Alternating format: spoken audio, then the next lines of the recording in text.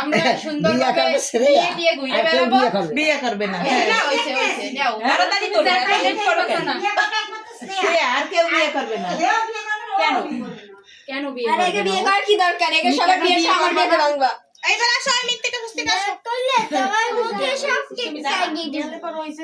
একটু খাওয়াই দে ধরিস কে ধরিস কে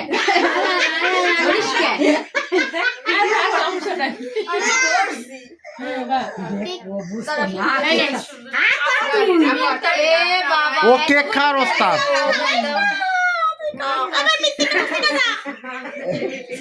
তোরা সেলফি তুলবে না পরে একটু জানা আসো এবার হইছে হইছে এবার কই কাটটাও তো দে